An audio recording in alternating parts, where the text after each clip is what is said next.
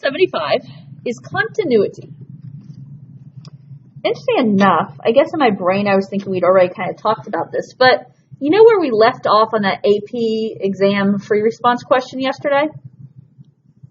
This kind of goes right along with it and kind of will help a little bit.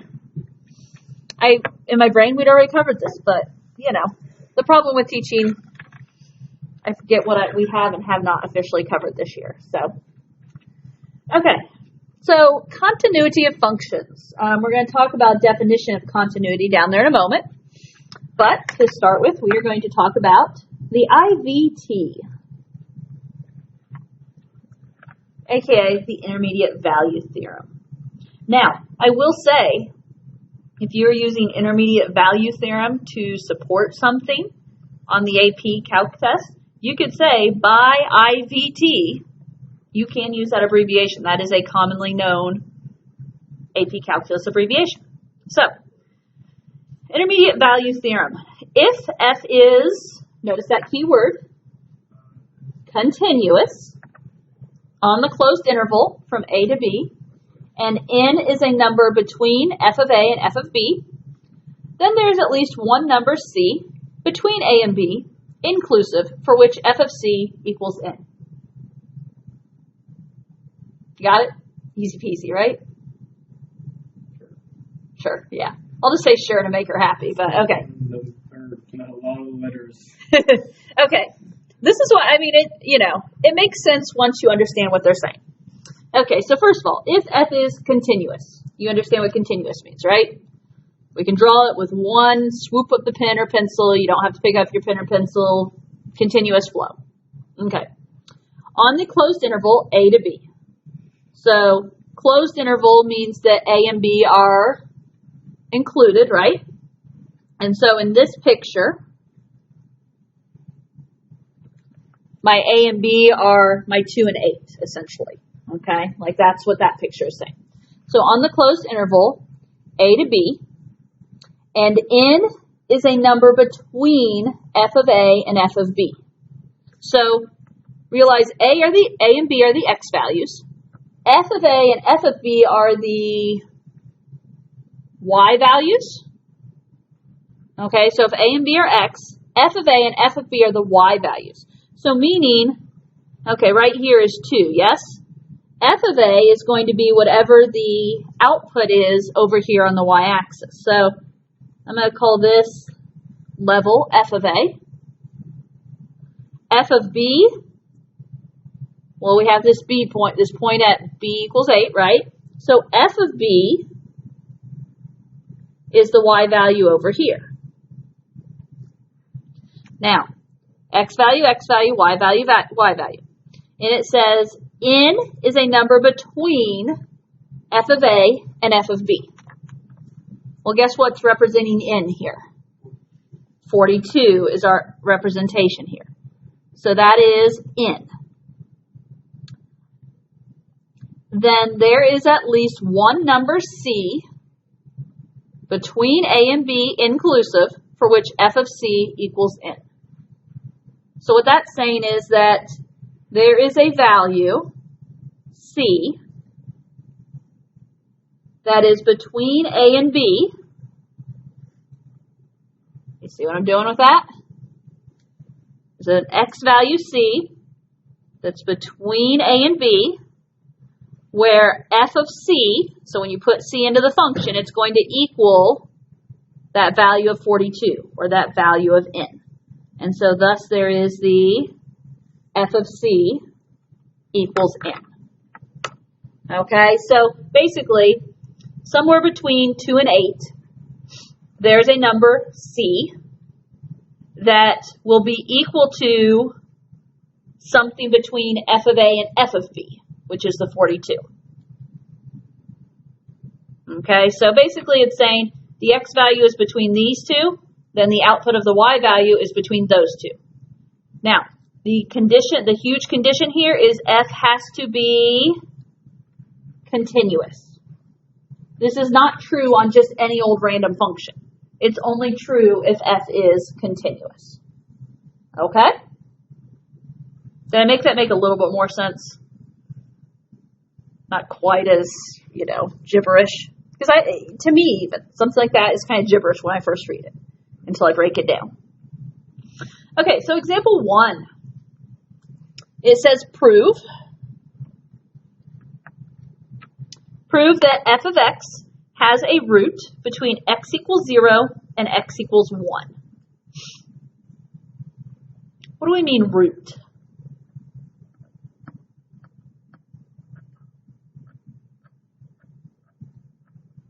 Got some other words for roots here.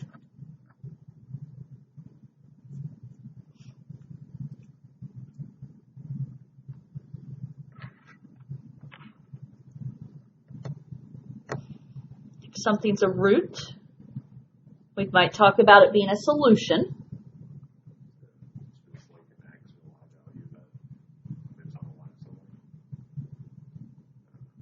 I think you said an x. As an x and y value that just fits on one somewhere between those two. Well, okay, and not just somewhere though. If it's a root, a solution, it's going to be on that line where the line crosses the x-axis. Okay, so it's a what? A 0. Yep. Okay, so when you hear the word root, solution, we're also talking about a 0, or in other words, an x-intercept. So first of all, in order to talk about intermediate value theorem, we have to talk about, is this function continuous? X cubed minus 5x plus 2, is that continuous? We can draw a cubic, right? Does something, it might zigzag up and down, it might just kind of go up, okay? This is a typical cubic. There's nothing here that would make anything discontinuous, okay? And so we do know that f is continuous, and you can also say, this is what I would call a polynomial function because it's a polynomial, right? It's just plain old regular terms added and subtracted together. So this is like a trinomial. So one thing I am going to comment here, because this IVT does not work if you can't say that f is continuous. So I'm going to say that f is continuous because it is a polynomial function.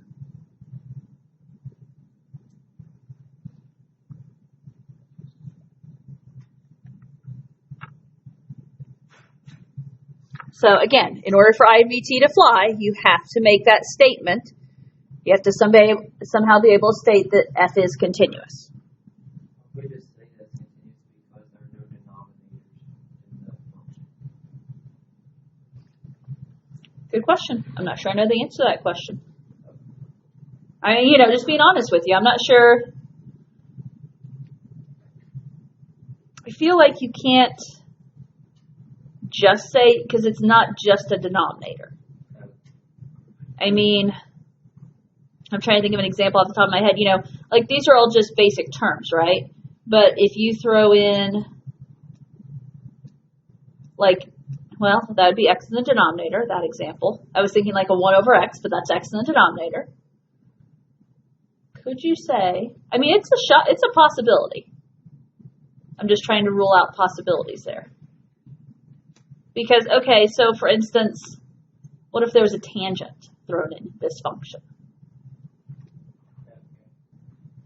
A tangent doesn't have a denominator, but a tangent is not continuous because a tangent is like a whole bunch of cubic functions. So, I think you have to be careful how you do it. Does that make sense? Yeah. So, Especially if you say that tangent sine over cosine, then it does have a denominator. yeah. So, okay, so f is continuous. Now, if there is a root, an x-intercept, thoughts on how we can show this? What should we do with x equals 0 and x equals 1?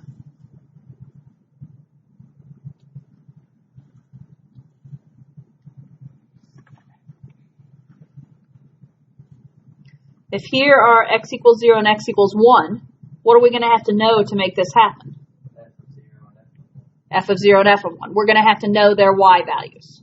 So I'm going to ask that we find f of 0, 0 cubed, minus 5 times 0, plus 2.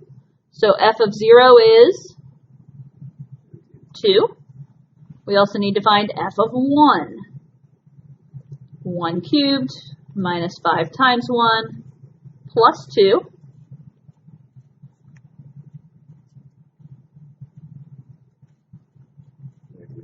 Negative 2. Okay, so right there, f of 0 is 2, f of 1 is negative 2. Does that prove anything? F of 0 is 2, and 2 is positive, which means it's going to be above the x-axis. F of 1 equals negative 2. Negative 2 is negative and below the y-axis. If this is a continuous function, what has to happen between these 2 points? It's going to have to cross the x-axis and create a 0. Okay? If you haven't quite caught up with me on visualizing that,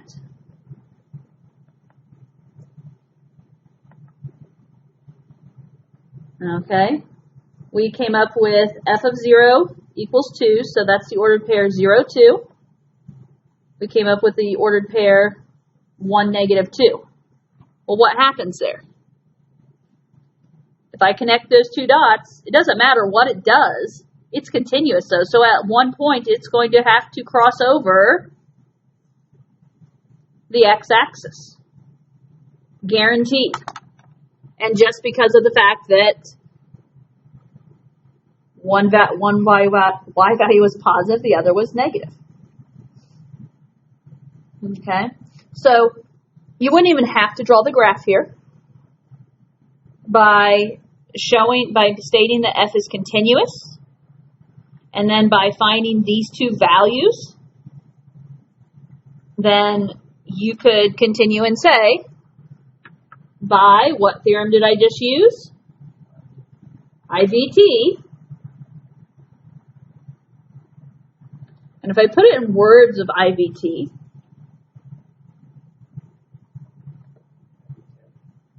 I have a value, I'm trying to think the best way. I wrote a value C between x equals 0 and x equals 1 exist such that f of C equals 0. I'm half off the screen there. And you could write that in other ways. I would cite intermediate value theorem.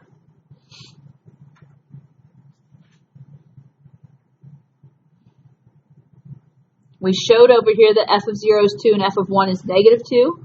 You could put that in your paragraph.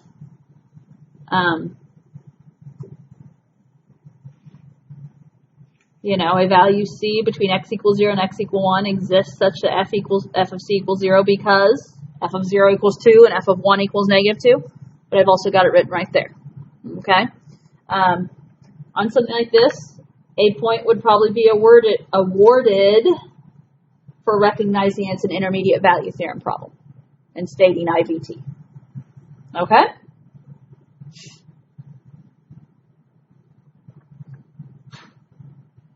Okay. Questions on that one? Okay. I think back in pre-cal we talked about what it meant to be continuous, right? You guys have a basic idea of what it means to be continuous. There are 3 examples of discontinuities here. If something is discontinuous, it could be discontinuous because there is what they're calling a jump, where you literally have to pick your pencil up and start off somewhere else. Discontinuous if there is a removed point, because you would stop, lift your pen at that point, and then continue, Now, the remove point, there it is filled in somewhere else, but it's still a hole right there. And then a remove point, or example 3 is a hole. There is no, it's not filled in at that x value anywhere else either, but these are your examples of discontinuities. Okay, options of what it could look like to be discontinuous. Now, okay, I hinted at this, I talked about this yesterday. Again, I forgot that we hadn't talked about it yet. Definition of continuity at a point. So what does it mean to be continuous, and what do we have to show? A function f is continuous at a point, C, if f exists at C and the limit as x approaches C from the left equals the limit as x approaches C from the right equals f of C. So where your graph comes in from the left has to equal where your graph comes in from the right, and that value has to exist at exactly that point. Does that make sense? Okay, so in other words, thus, we can't have the removed points option or the whole option. Okay, so that's what I was trying to get us to talk about in that free response yesterday. Needless to say, we'll go back to that free response at some point.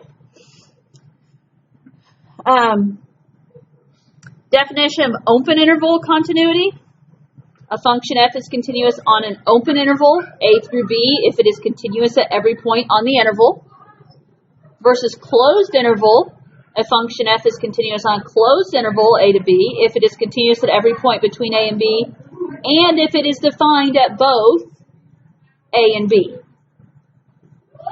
And so you'll notice they have here the limit as x approaches a from the right equals f of a, and the limit as x approaches b from the left has to equal f of b. So in other words, you can't have a removed point there on an end. Okay? So, in a way, continuity is common sense. At least in my brain it is. I mean, if you can draw it, it's continuous. However, when we talk calculus, you have to be able to show that something is continuous on a free response question. You can't just say, oh, it's continuous. Okay? And that is something we'll also need to watch out for is, do they tell us if it's continuous? Because that can make a world of difference of how you treat a problem. Were they nice and told us it's continuous, or do we have to decide it's continuous? On example 1 up here, if you would not have stated that this function is continuous, that would be a problem. Okay, you have to state that it's continuous, because that is a condition of intermediate value theorem. Okay, example 2.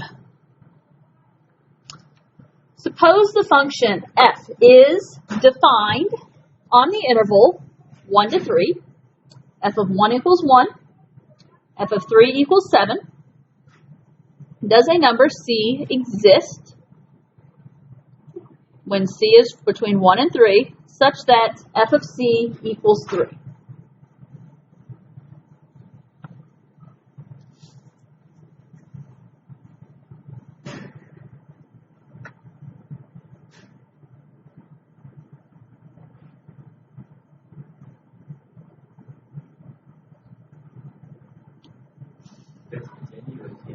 What? If it's continuous, yes. Okay. If it's continuous, yes. I could go for that. Is it continuous?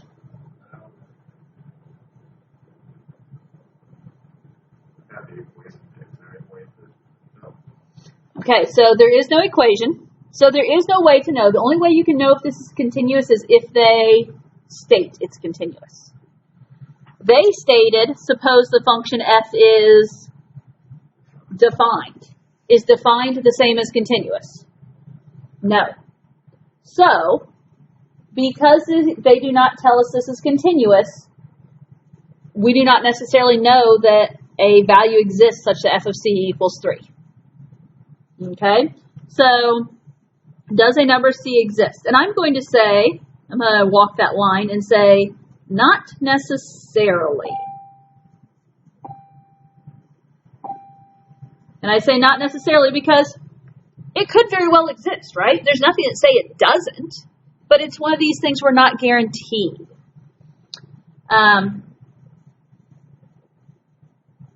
The function was not defined to be continuous.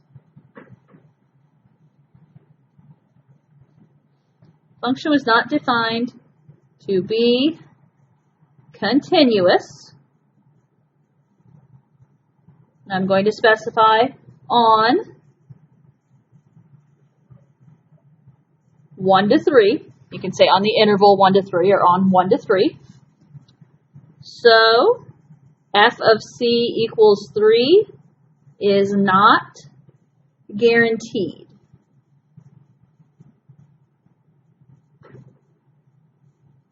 So I'm not saying it couldn't exist, but unless they use that one specific word of continuous, no guarantees.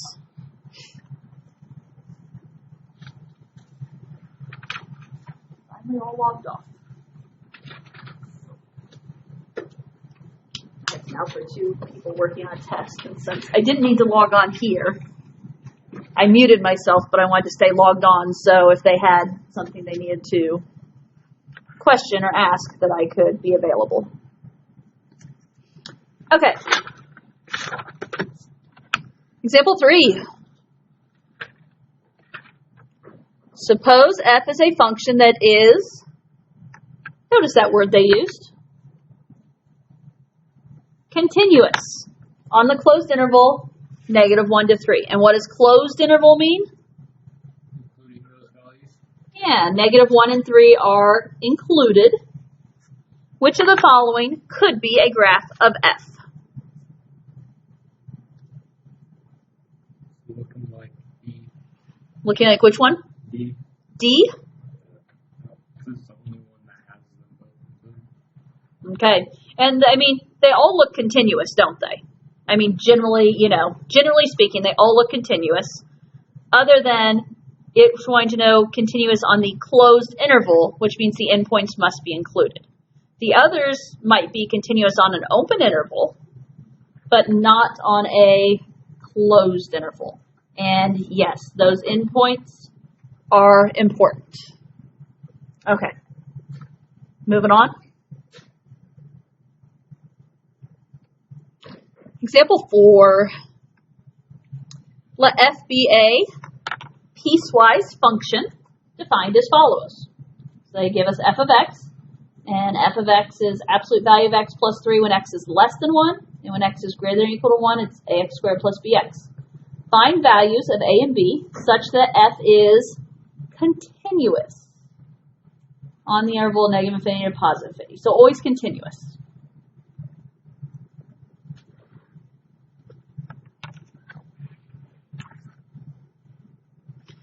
I'm going to draw a picture for understanding purposes here, because I think it helps to understand what we mean by piecewise and everything. So what do we have? F of x equals absolute value of x plus 3.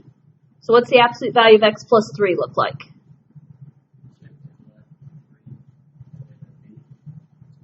I agree with the v.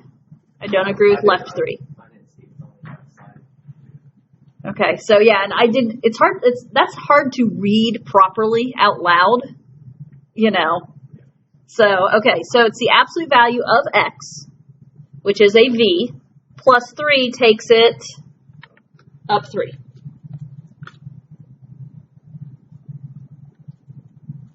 Now, what do we know about the arms of that v?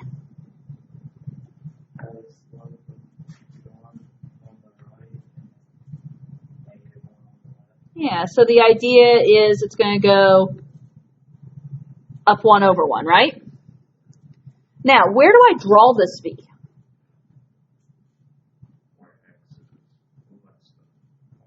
Where x is less than 1. So can you visualize what that means?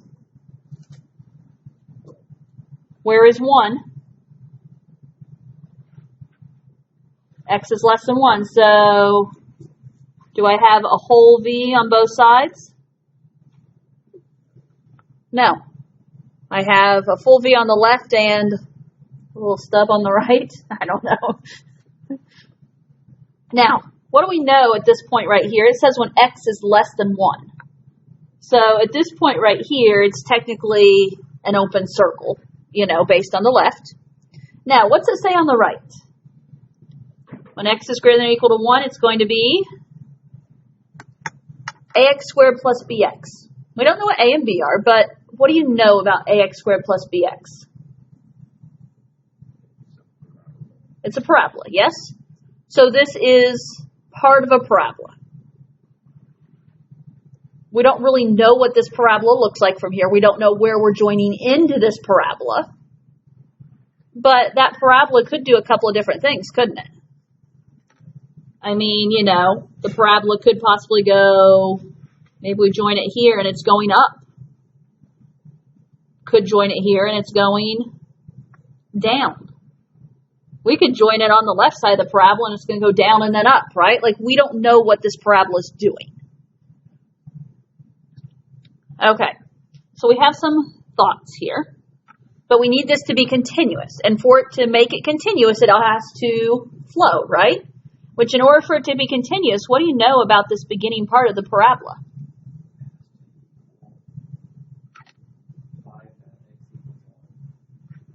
Not 5, 4. Yes? Whoops. That's a horrible 4. When x equals 1, that ax squared plus bx is going to have to equal 4. Now, okay, let's see. So what I'm going to write, first of all, is just talking about the absolute value there. That absolute value, as we approach x from the left, right?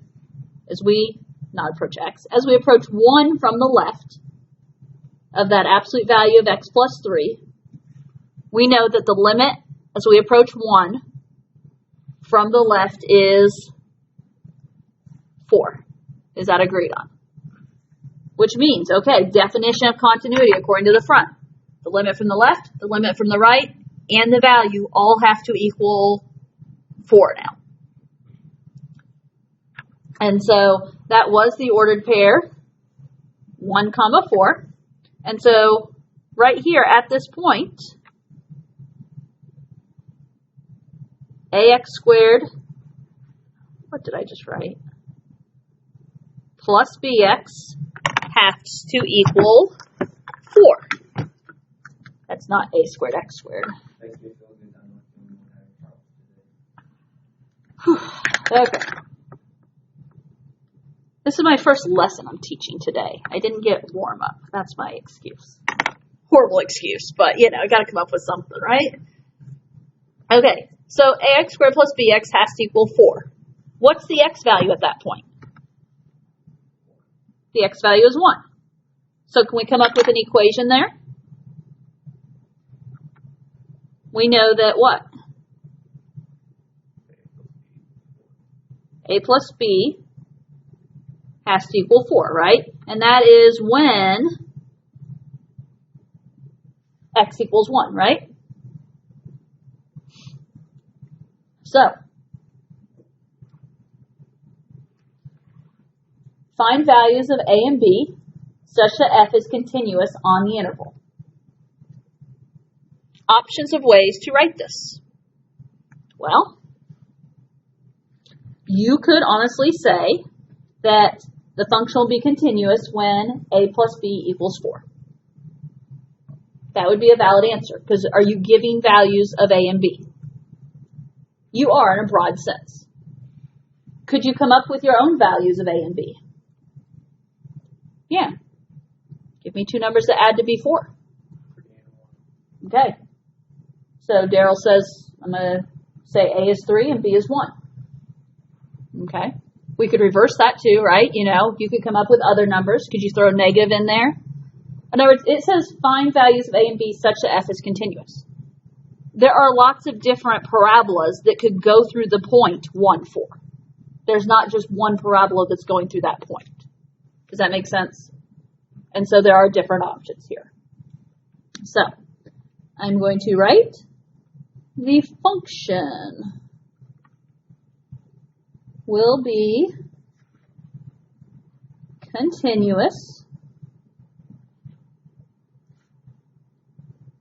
when a plus b equals 4.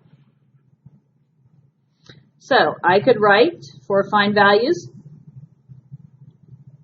any values, a plus b equals 4. We could write that as a solution. Or we could come up with a is 3, b is 1. That could be a solution. And just to prove that that's not the only answer, 2 values that add to be 4. Negative 8 and 12. A is negative 8. B is 12. The point is, we could go on all day listing these values, couldn't we? Okay, so there's not one right set, but you could also, it is safe to give that generic any values such that a plus b equals 4. Okay, unless there's something that indicates you need specifics. But we're giving values of a and b when we say a plus b equals 4.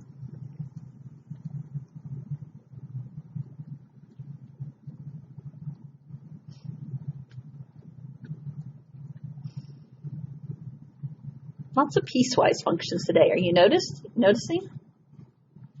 And there are lots of piecewise functions because we're talking about continuity. That's going to lead us to talk about piecewise functions. Okay, example 5 if you guys are ready.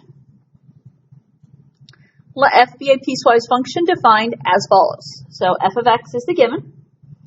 They want to know, is x continuous on the interval negative infinity to positive infinity?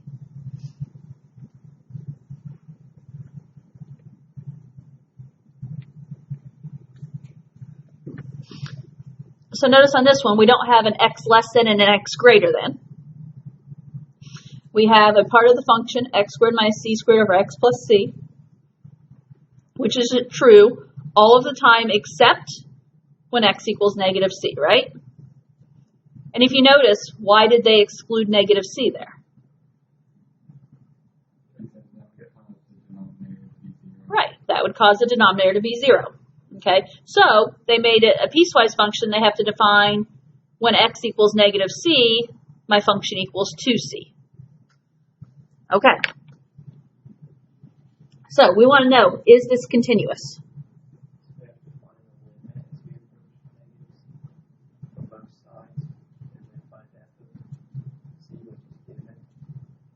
Okay, so f of c is given, 2c. Basically, we would need this limit as we approach negative c to equal 2c, right? But we have a problem with that right now. Because you put in negative c right now, you're going to get 0 over 0, right? So let's look at this x squared minus c squared over x plus c. Okay, so I'm looking at the portion when x does not equal c.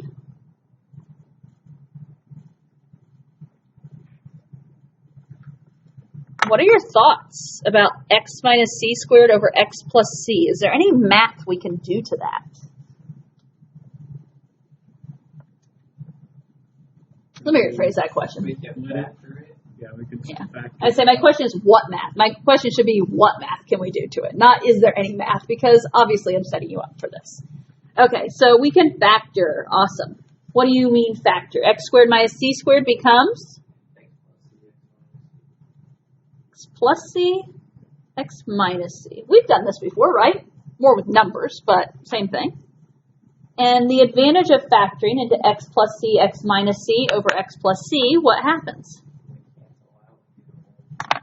X plus c cancels, and this is now x minus c.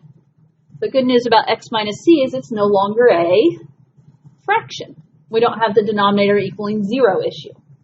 So now, we talked about the limit as x approaches negative c needs to equal 2c. Let's check this limit out. So I'm going to say the limit as x approaches negative c, and technically from left and right, but we don't really need to talk about left and right separately in this case. So I took my x minus c, and we're looking at the limit.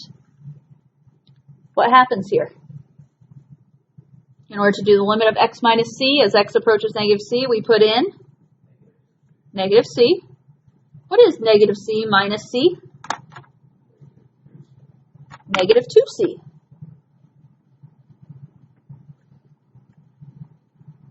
What do you notice? Well, I plug in negative c into 2c for x equals negative c. The negative one was not found and get negative c equals that one. Well, it's a positive 2c on f of x, or negative 1 here. Okay, But when you plug in, that's what x equals negative c. What is that? and that's, there we go. Sorry, it froze on me. Because it's the limit from the left and the limit from the right. So the limit from the left and the limit from the right, we're going to use this top guy. Because that's when x does not equal negative c. The value at negative c is defined by 2c. And so you're not doing the limit there. We're saying that in this case, we'd be talking about the fact that f of negative c is equal to 2c according to our definition here. When you plug negative c in, it's equal. Since it's c, is that why we don't plug it in because it's f of x and there's no x in 2c? Correct. X equals negative c is an x. X equals negative c. This negative c is an x value. 2c is just a constant. But if it was like 2x instead, it would be continuous because you plug in the negative c, right? Yes. Okay.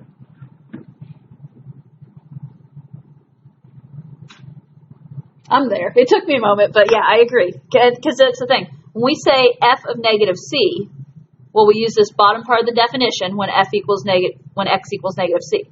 But it's just always 2c. It doesn't matter what x is because there is no place to plug in x. The confusion of throwing in a constant of c and talking about it in multiple different ways. Okay, so I am going to say not continuous at x equals negative c. We could talk about the fact that it is continuous everywhere else, right? It is continuous on the interval from negative infinity to negative c and negative c to infinity. It's just not continuous at negative c.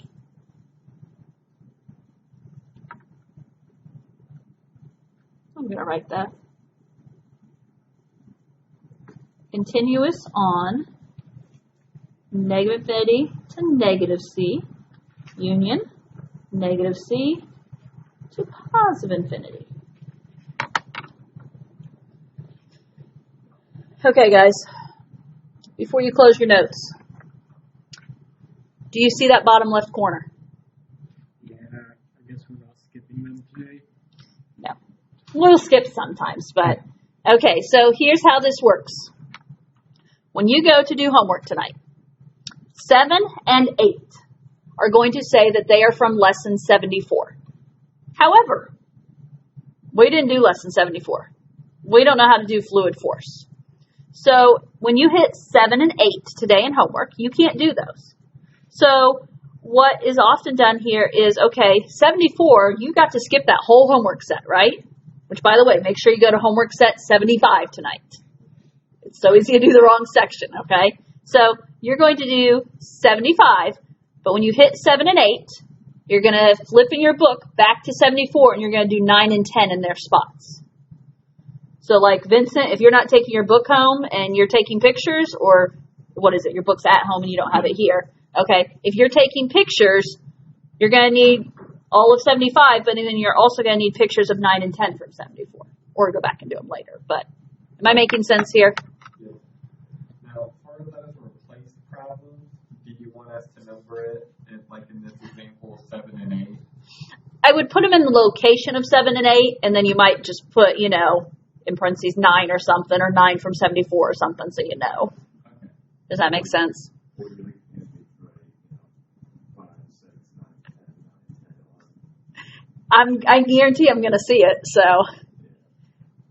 but okay. And then I don't know if Logan will talk to any of you guys about homework, notes, but if, someone might try and explain that to him if he asks.